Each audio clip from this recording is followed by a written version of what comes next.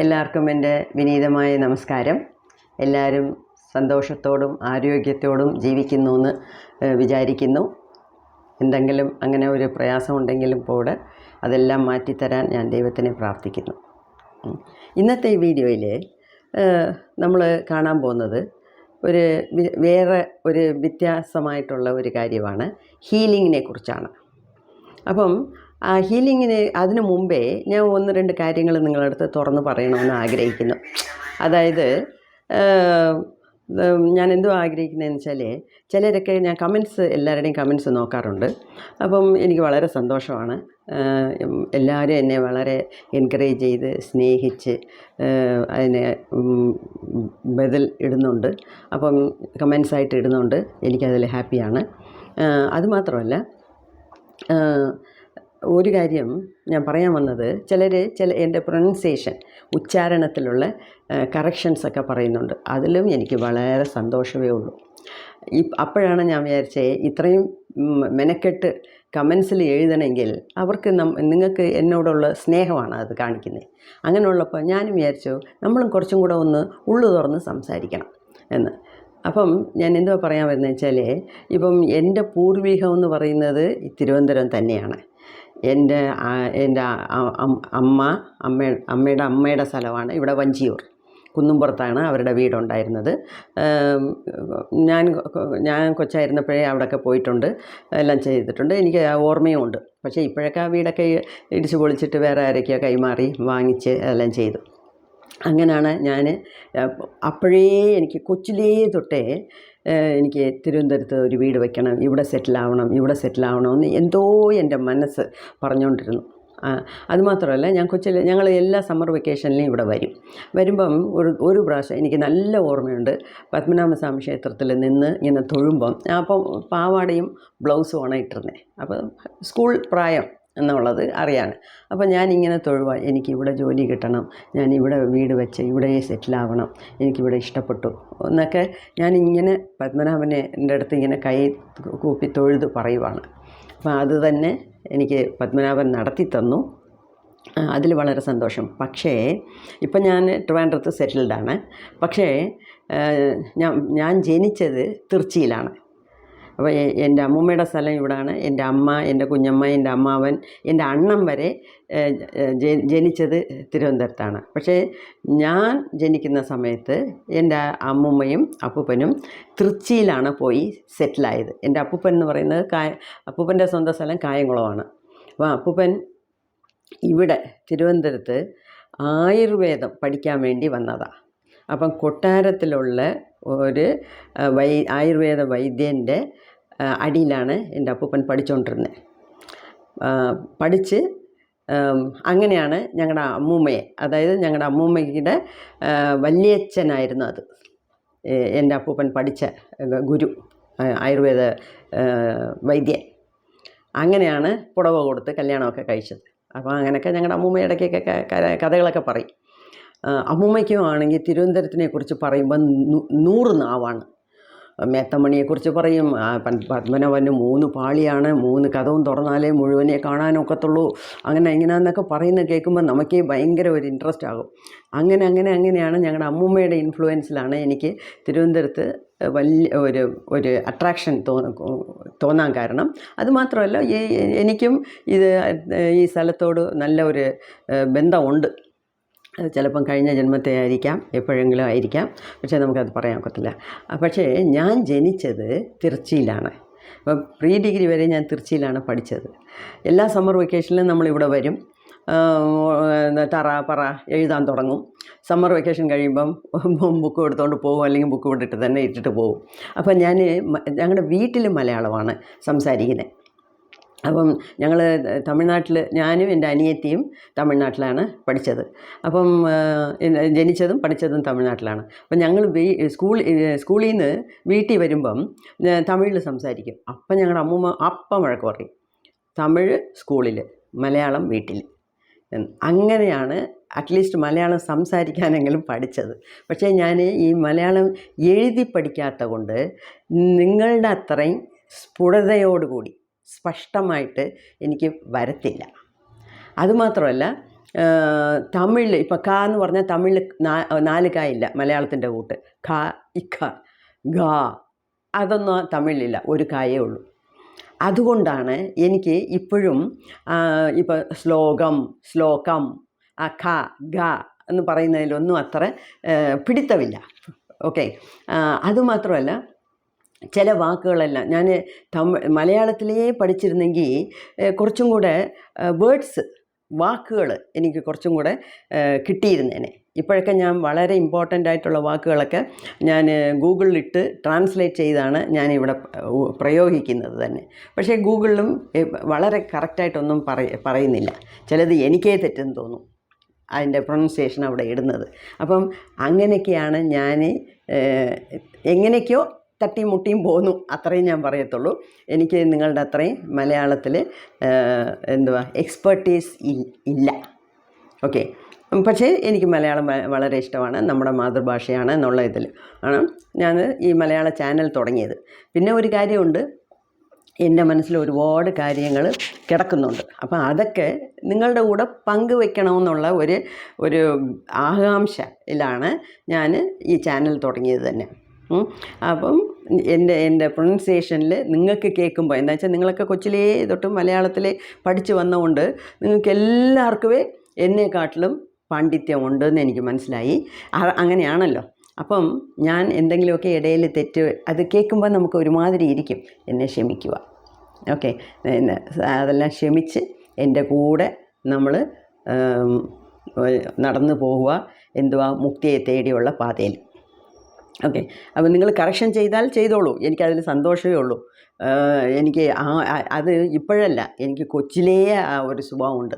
ഒരു കൊച്ചു വന്ന് നിങ്ങൾ ചെയ്യുന്നത് ശരിയല്ല, അല്ലെങ്കിൽ നിങ്ങൾ ചെയ്യുന്നത് തെറ്റാണ്, അല്ലെങ്കിൽ എന്തെങ്കിലും ഇതിങ്ങനെ വേറെ മാതിരി ചെയ്യാമല്ലോ എന്ന് വെച്ചാൽ ഞാനത് അക്സെപ്റ്റ് ചെയ്യും. എന്നുവെച്ചാൽ അവിടെ ഈഗോയ്ക്ക് ഒരു പ്രാധാന്യമില്ല. ഒരു കുഞ്ഞ് നമുക്ക് എന്തെങ്കിലും ഒന്ന് പഠിപ്പിച്ചു കൊടുത്താലും ആ കുഞ്ഞിനെയും നമ്മൾ ഗുരുവായിട്ട് തന്നെ കാണണം. എന്നുവെച്ചാൽ എനിക്കറിയാൻ വയ്യാത്തത് ആ കുഞ്ഞ് അറിവ് നൽകുന്നു എന്നുണ്ടെങ്കിൽ അതാണ് ഗുരു. ആ കുഞ്ഞാണ് ആ സമയത്തേക്ക് അപ്പോഴത്തേക്കുള്ള ഗുരു. അങ്ങനത്തെ ഒരു മനോഭാവത്തോടാണ് ഞാൻ വളർന്നു വന്നത്. അതുകൊണ്ട് നിങ്ങൾ എന്ത് വേണമെങ്കിലും പറയാം, അല്ലെങ്കിൽ നിങ്ങൾ പറയുന്ന അത് എനിക്ക് യോജിപ്പില്ല, അല്ലെങ്കിൽ ശരിയല്ല, അല്ലെങ്കിൽ ഇങ്ങനെ ചെയ്താലോ അങ്ങനെ പറഞ്ഞാലോ, ഏത് സജഷനും ഏത് പോസിറ്റീവ് കമൻസും നമുക്ക് മുന്നോട്ട് പോകാൻ, നമ്മളെ മേൽത്തളത്തിലോട്ട് കൊണ്ടുപോകാനുള്ള ഏത് സജഷൻസ് പറഞ്ഞാലും ഞാൻ സന്തോഷത്തോടെ 2 കൈയും നീട്ടി സ്വീകരിക്കും. ഓക്കെ. അപ്പോൾ ഈ പ്രൊണൗൺസിയേഷനിൽ ഉള്ള ശകലം കുറച്ച് പ്രയാസങ്ങളുണ്ട്. ഓക്കെ, ശരി. അപ്പം ഇന്ന് അതുമാത്രമല്ല, ഇനി ഒരു കാര്യം കൂടെ പറയണം. എൻ്റെ കൂടെ ഒരു 6 മാസം നിങ്ങൾ ഒന്നിച്ചിരുന്നാൽ നിങ്ങൾക്കും കുറേയൊക്കെ ഇംഗ്ലീഷ് പഠിക്കാം. അത് എല്ലാവരും പറയും. മാഡത്തിൻ്റെ കൂടെ ഒരു 6 മാസം നിന്നാൽ മതി, കുറേ ഇംഗ്ലീഷ് വാക്കുകൾ, വലിയ വാക്കുകൾ, കടിച്ചാൽ പൊട്ടാത്ത വാക്കുകളൊക്കെ മനസ്സിലാകും, നമുക്കും പ്രയോഗിക്കാൻ തുടങ്ങും. ടീച്ചേഴ്സൊക്കെ പറയും.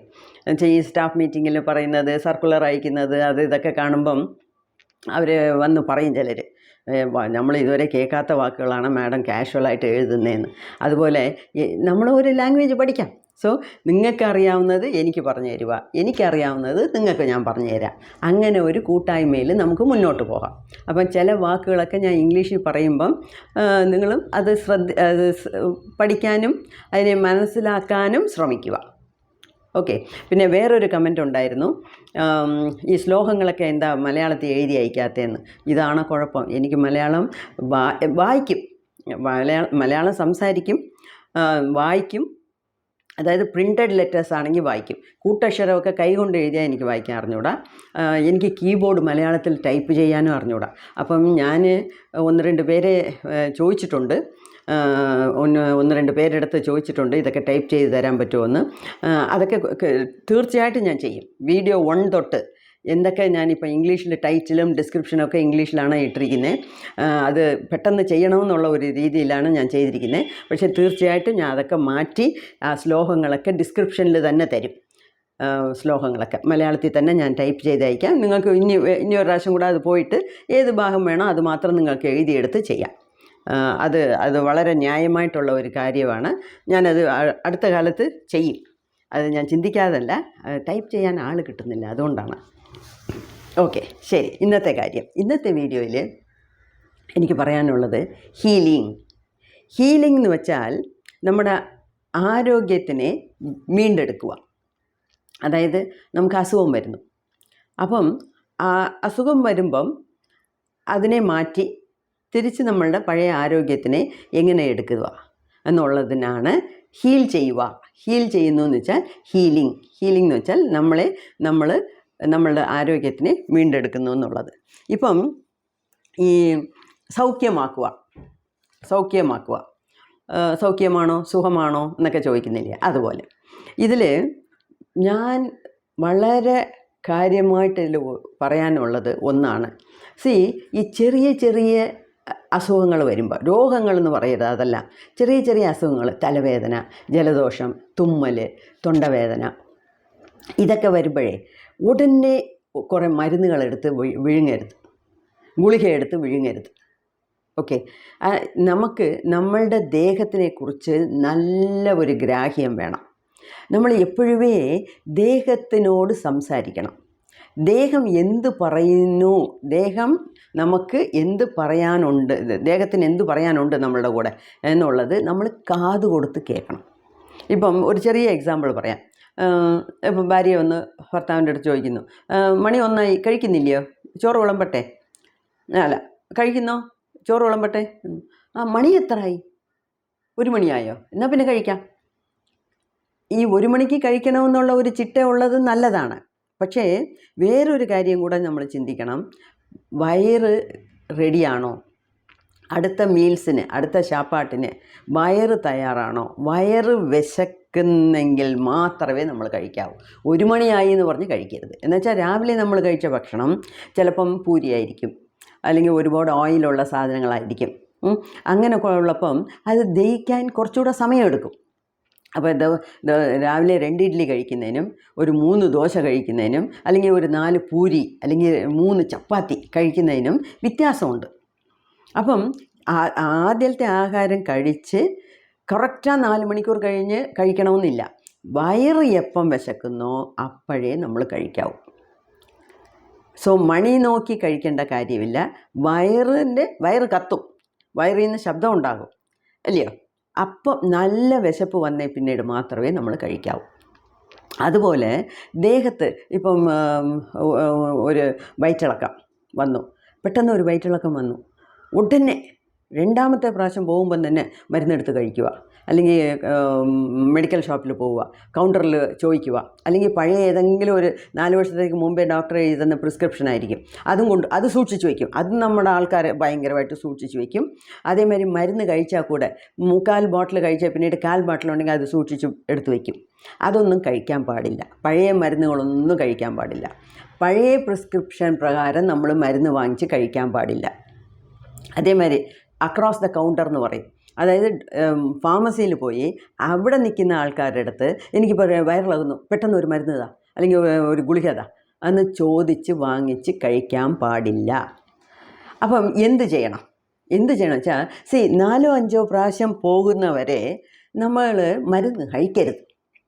അത് എങ്ങനെയാണോ വയറ്റിളക്കം വന്നേ, നമ്മൾ കഴിച്ച ഫുഡിലോ അല്ലെങ്കിൽ കുടിച്ച വെള്ളത്തിലോ എന്തോ കുഴപ്പമുണ്ട്.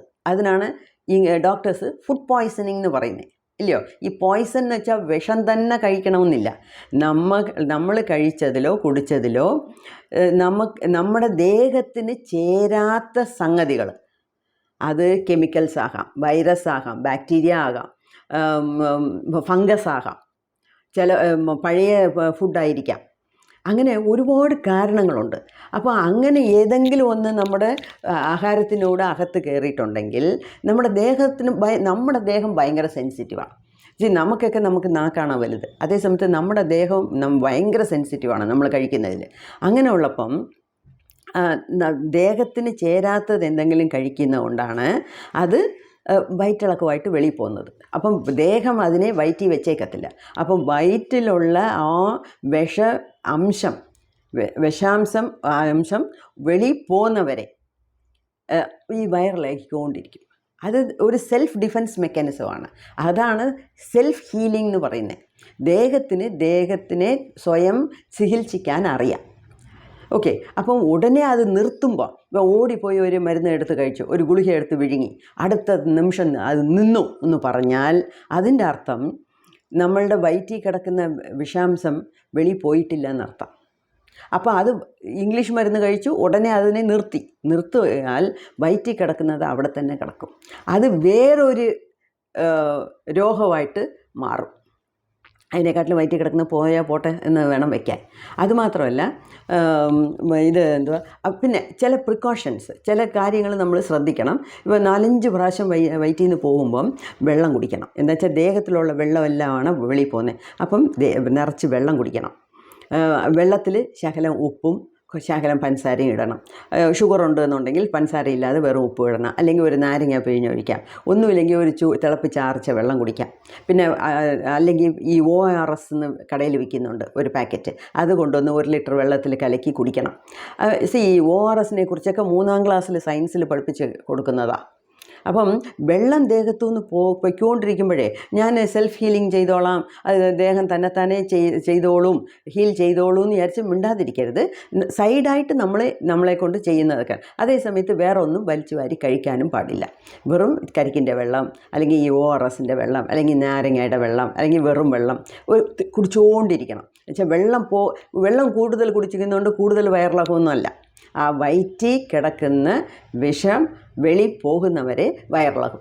അതിന് പിന്നെ തന്നെ നിൽക്കും. ഓക്കെ. അങ്ങനെയാണെങ്കിൽ ഒരു 15 പ്രാവശ്യം പോയാലോ? 15 പ്രാവശ്യമൊക്കെ പോയാൽ നമ്മൾ ഡോക്ടറെ കാണാം. ഡോക്ടറെ കണ്ട് അവർ പോകുമ്പോൾ ഡ്രിപ്സ് ഇടും. ആദ്യം ഇങ്ങനെ പിച്ചി നോക്കും. പിച്ചി നോക്കുന്നത് എന്തുവാണോ, ഈ സ്കിന്ന് ദേഹത്ത് വെള്ളമുണ്ടോ, സെൽസിലൊക്കെ വെള്ളമുണ്ടോ എന്നാണ് അവർ നോക്കുന്നത്. സെൽസിൽ എപ്പോഴും വെള്ളം നിറഞ്ഞിരിക്കണം. അതും ഒരു കാര്യം എല്ലാവരും ശ്രദ്ധിക്കേണ്ടതാണ്. നമ്മൾ ഇന്നലെ ഫിസിക്കൽ ഹെൽത്ത്, സ്പിരിച്വൽ ഹെൽത്തിന് ഫിസിക്കൽ ഹെൽത്ത് വേണമെന്ന് പറയുന്നില്ലയോ, അതിൽ ഇതാണ് കാര്യങ്ങൾ. അപ്പം എപ്പോഴും നിറച്ച് വെള്ളം കുടിക്കണം. ഇതിൽ വേറൊരു വെള്ളം എപ്പോഴും എല്ലാ സെൽസിലും വെള്ളം നിറഞ്ഞിരിക്കണം. അത് തന്നെ ഈ ഇമ്മ്യൂണിറ്റി വർദ്ധിക്കാനുള്ള ഒരു കാര്യമാണ്. പിന്നെ അതിലും വെള്ളം കുടിക്കുമ്പോഴും ദാഹം എടുക്കുമ്പം 1, 2, 3 ഗ്ലാസ് വെള്ളം കുടിക്കണം. ഇപ്പോഴത്തെ ഫാഷൻ എന്തുവാണോ, ഈ ഫോറിൻ കൺട്രീസിലൊക്കെ എപ്പം പോയാലും ഒരു ബോട്ടിൽ വെള്ളം പൊക്കിക്കൊണ്ട് നടക്കും. കുറേശ്ശെ കുടിച്ചുകൊണ്ട് നടക്കും. അങ്ങനെ കുടിക്കുന്നത് ശരിയല്ല. അങ്ങനെ ഉള്ളപ്പം ദേഹത്ത് ആവശ്യത്തിന് വെള്ളമുണ്ടോ, എല്ലാ സെൽസിലും വെള്ളം കിട്ടുന്നുണ്ടോ എന്ന് നമുക്കറിയത്തില്ല. അതേസമയത്ത് ഈ ദാഹം എടുക്കുന്നതെന്ന് പറയുന്നത് ദേഹത്തിലുള്ള വെള്ളം കുറയുമ്പം നേരെ അത് ബ്രെയിനിലാണ് സിഗ്നൽ കൊടുക്കുന്നത്. ഇവിടെ ഒരു തേഴ്സ്റ്റ് സെൻറ്റർ ഉണ്ട്. തേഴ്സ്റ്റ് എന്ന് വെച്ചാൽ ആ ദാഹം എടുക്കുന്ന സെൻറ്റർ. ആ സെൻറ്ററിനെ ട്രിഗർ ചെയ്യും. അപ്പം നമുക്ക് ദാഹം എടുക്കും. അപ്പം ബുദ്ധി നമുക്ക് പറയും വെള്ളം കുടി, ദേഹത്തിന് വെള്ളം കുറവ്, വെള്ളം കുടി. അപ്പം 2, 3 ഗ്ലാസ് വെള്ളം കുടിച്ചാൽ അത് എല്ലാ സെൽസിലും അത് വ്യാപിച്ചിരിക്കും. അത് ഡിസ്ട്രിബ്യൂട്ടാകും. ബ്ലഡിൽ കൂടെ അത് ഡിസ്ട്രിബ്യൂട്ടാകും. അതിൻ്റെ ആവശ്യം വരുന്നവരെ അങ്ങനെ. പിന്നെ സെൽസിൽ വെള്ളം കുറയുമ്പോൾ പിന്നെ നമുക്ക് ദാഹം എടുക്കും. ദാഹം എടുക്കുമ്പോഴേ നമ്മൾ വെള്ളം കുടിക്കാവൂ. പക്ഷേ അപ്പം 1/2 ഗ്ലാസ് 1/4 ഗ്ലാസ് എന്നല്ല, 2, 3 ഗ്ലാസ് വെള്ളം കുടിക്കണം. പക്ഷേ ഈ സദാസർവകാലവും കുറേശ്ശെ സിപ്പ് ചെയ്തുകൊണ്ട്, അതേ കുറേശ്ശെ കുടിച്ചുകൊണ്ട് നടക്കുന്നത് അത് നല്ല സ്വഭാവമല്ല. അത് നല്ല സ്വഭാവമല്ല, നല്ല ഹാബിറ്റല്ല, നല്ല ശീലമല്ല. ഓക്കെ. സോ ഇതൊക്കെയാണ് ഞാൻ പറയുന്നത്. അതേപോലെ അതുമാത്രമല്ല, നമുക്ക് ചില ഇപ്പോൾ തലവേദന വരുന്നു, അല്ലെങ്കിൽ സൈനസ് ഇവിടെയൊക്കെ വേദനിക്കുന്നു, തല ഒരുമാതിരി ഭാരമായിരിക്കുന്നു, തല ഇങ്ങനെ കുനിയുമ്പോഴത്തേക്ക് വെള്ളം കടന്ന് ഓടുന്ന പോലെ കാണുന്നു, അതൊക്കെയാണ് നീർക്കെട്ട് എന്ന് പറയുന്നത്. അങ്ങനെ ഉള്ളപ്പം ഒരു 10 തുളസി ഇല എടുക്കുക, അല്ലെങ്കിൽ ഈ ഓമ ഇല എടുക്കുക, വെള്ളം തിളപ്പിച്ച് ആവി പിടിക്കുക. അങ്ങനെയൊക്കെ എന്തെങ്കിലുമൊക്കെ ചെയ്ത്, കൈവൈദ്യം എന്ന് പറയും, അങ്ങനെയൊക്കെ എന്തെങ്കിലുമൊക്കെ ചെയ്ത് അതിനെ മാറ്റാൻ നോക്കണം.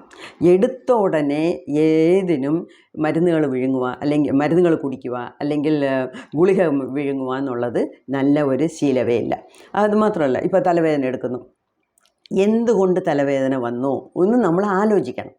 നമുക്ക് ദേഹത്തിൽ ഏതെങ്കിലും ഒരു കോളാർ വന്നാൽ, ഞാൻ നേരത്തെ പറഞ്ഞിട്ടുണ്ട്, പഞ്ചഭൂതങ്ങളുടെ കുറവാണ്, പഞ്ചഭൂതങ്ങളുടെ പ്രൊപ്പോർഷൻ്റെ കയറ്റവും ഇറക്കവുമാണ് നമുക്ക് ഈ ഡിസീസായിട്ട് വരുന്നത്. അപ്പോൾ എന്തുകൊണ്ട് എനിക്കിങ്ങനെ വന്നു, എന്താ കൊണ്ട് തൊണ്ട വേദനിക്കുന്നത്? അപ്പോൾ ഇന്നലെ ഞാൻ ഗ്രേപ്സ് കഴിച്ചോ, അല്ലെങ്കിൽ ഐസ്ക്രീം കഴിച്ചോ, എന്തോ, അല്ലെങ്കിൽ പുളിച്ച മോര് കഴിച്ചോ, എന്തോ ഒന്ന് ഞാൻ കഴിച്ചിട്ടുണ്ട്, അതുകൊണ്ടാണ് ഇങ്ങനെ വരുന്നത്.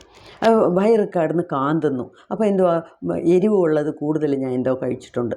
അങ്ങനെ ദേഹം നമുക്ക് പറയും.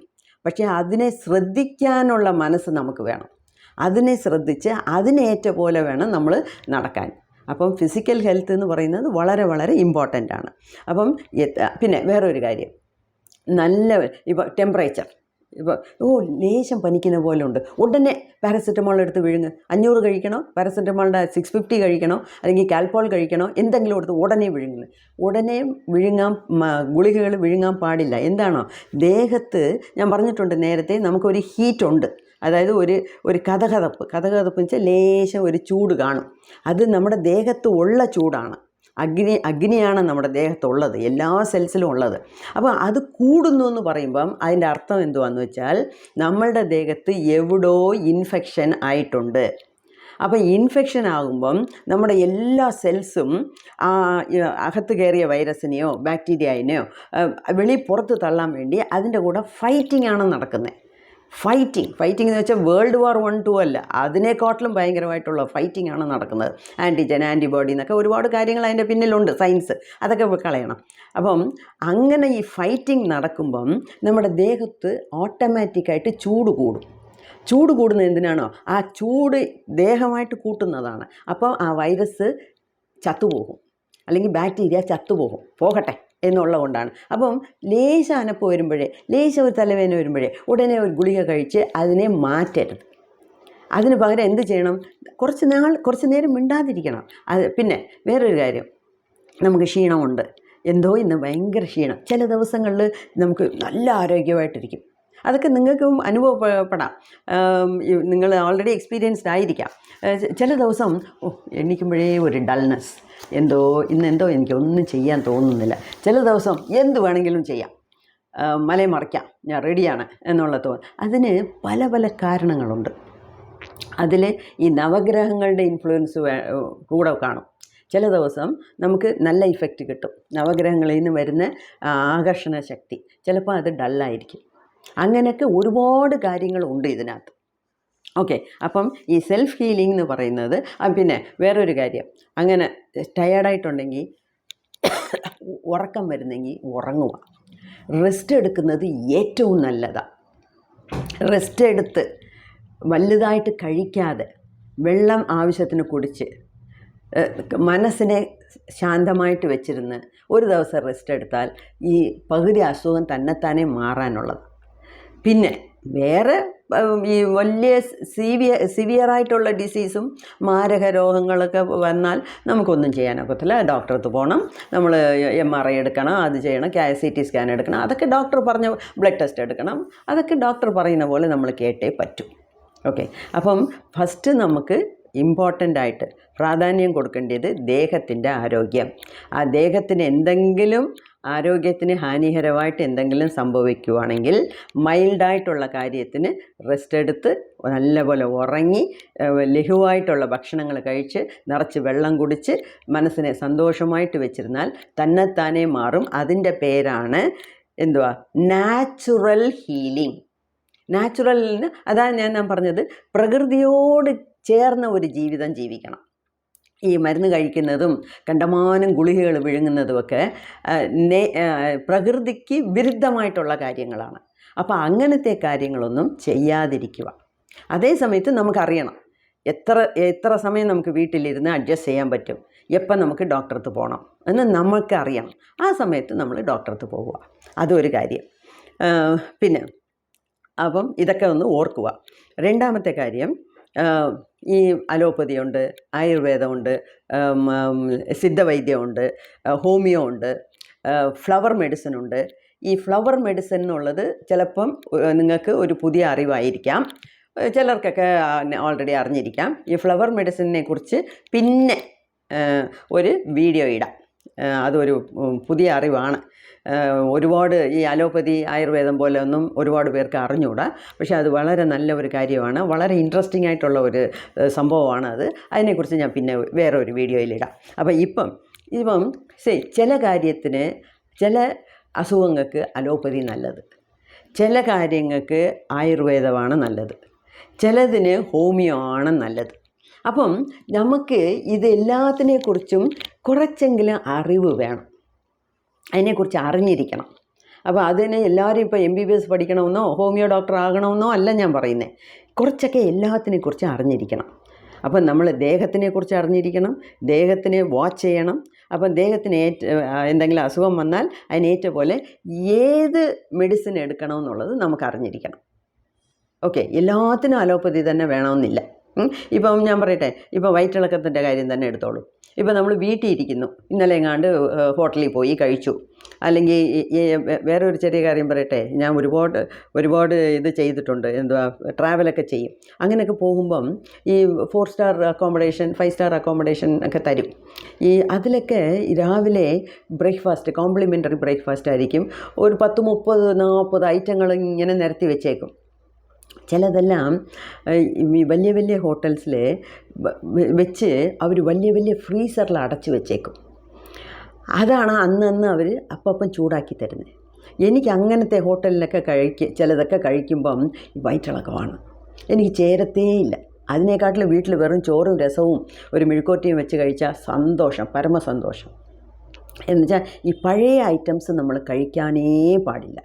നമ്മുടെ വീട്ടിലും ഫ്രിഡ്ജിൽ പഴയ കൂട്ടാൻ, പഴയ ചോറ് ഒക്കെ അത് പഴയ ചോറ് കൂട്ടാൻ വെച്ച് ഒരു 4 ദിവസത്തേക്ക് ഒന്നിച്ച് രസം വയ്ക്കുക, ഒരു 5 ദിവസത്തേക്ക് പുളിശ്ശേരി വെക്കുക, ഒരു പാത്രം നിറച്ച് സാമ്പാർ വെച്ച് വയ്ക്കുക. അങ്ങനെയൊന്നും വയ്ക്കാൻ പാടില്ല.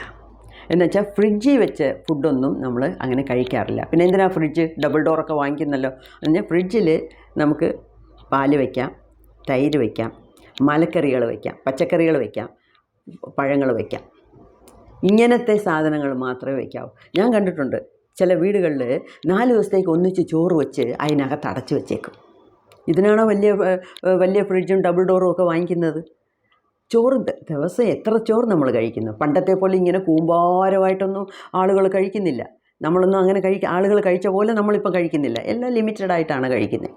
അപ്പം അന്നന്നത്തെ ചോറ് വയ്ക്കുക, അന്നന്ന് കൂട്ടാൻ വയ്ക്കുക. ശരിക്കും പറഞ്ഞാൽ പാചകം ചെയ്ത് 3 മണിക്കൂറിനകം നമ്മൾ കഴിച്ചിരിക്കണം. 3 മണിക്കൂർ കഴിഞ്ഞാൽ അത് വിഷമാണ്.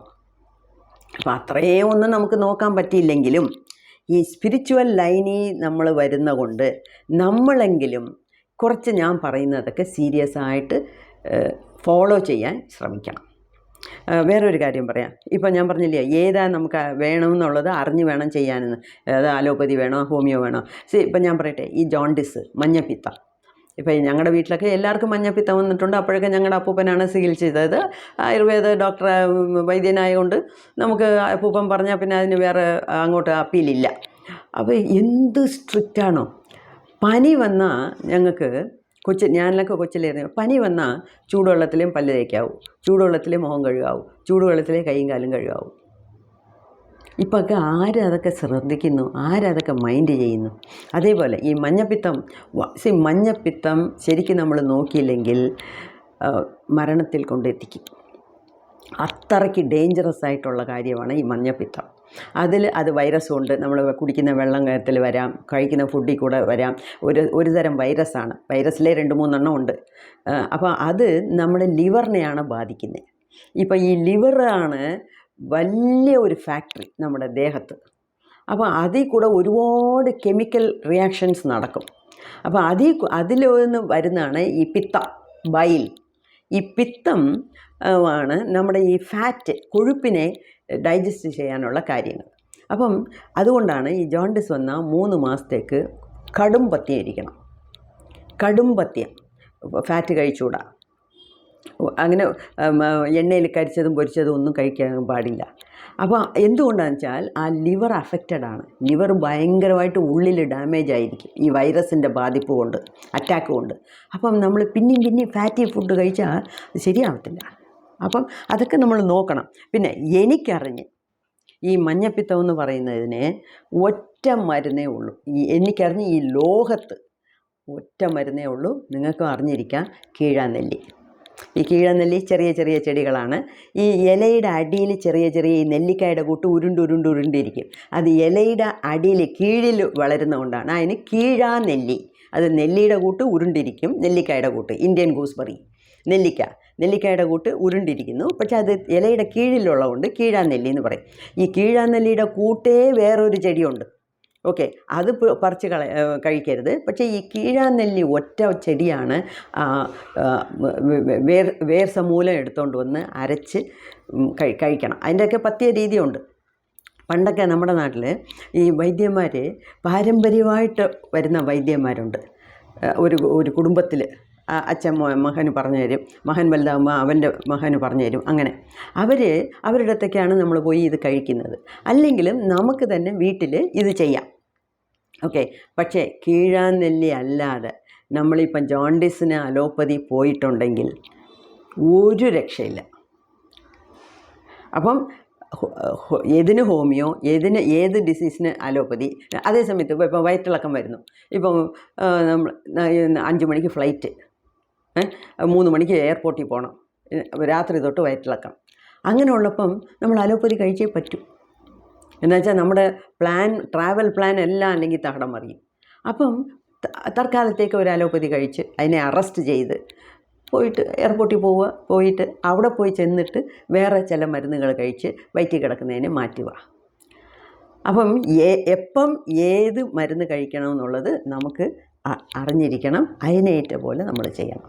അപ്പം ഇതെല്ലാം മനസ്സിലാക്കി നമ്മളുടെ സ്പിരിച്വാലിറ്റിയിൽ മുക്തി നോക്കി പോകുന്നതിന് നമ്മുടെ ദേഹം വളരെ വളരെ ഇമ്പോർട്ടൻ്റ് ആണ്. അപ്പം ദേഹത്തിനെ കുറിച്ച് അറിവ് വേണം. ദേഹത്തിൻ്റെ ആരോഗ്യം നമ്മൾ ഒരുപാട് ശ്രദ്ധ കാണിച്ച് അതിനെ നടത്തി കൊണ്ടുപോകണം. ഓക്കെ, നന്ദി, നമസ്കാരം.